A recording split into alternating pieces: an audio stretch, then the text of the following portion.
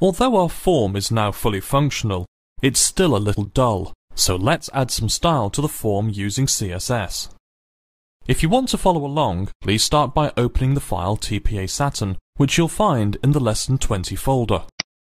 Firstly, we'll create a rule for the form controls input, text area, and select. Here's what that looks like.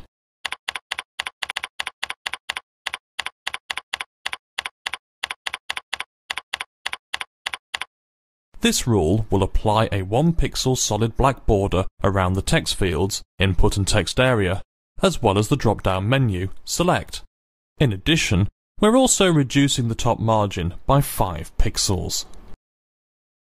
Next, we will create a CSS rule for the focus state of the input elements. Defining this rule will enable us to create a style that will only be displayed when a site visitor clicks inside the form controls. In this form, when a user clicks inside the text fields and enters text, we will paint the text red and increase the font weight to bold. First, we'll add the selector with the focus state. Now, we'll insert the declarations.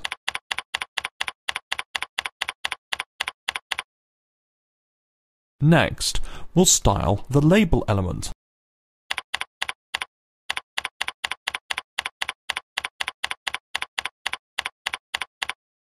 Because the label is not wrapped around the form control, we float this to the left and then align the text to the right within that floated width.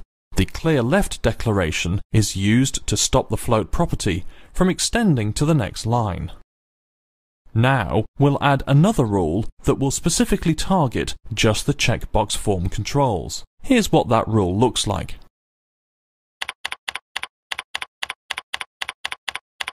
The square brackets indicate an attribute selector that targets just the attribute checkbox in the tag.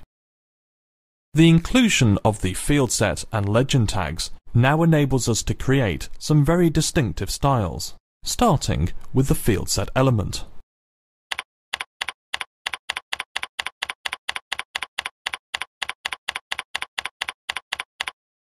The first two declarations are pretty straightforward.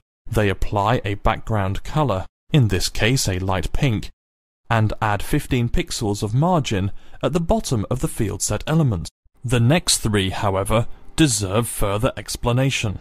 WebKit is an Apple Safari only property which enables Safari to create rounded corners.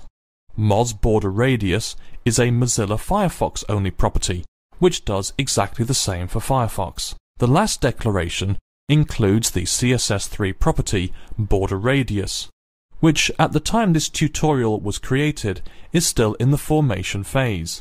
At this point, it is best to include all three declarations for backward and forward compatibility. The final CSS rule we will add is for the legend element.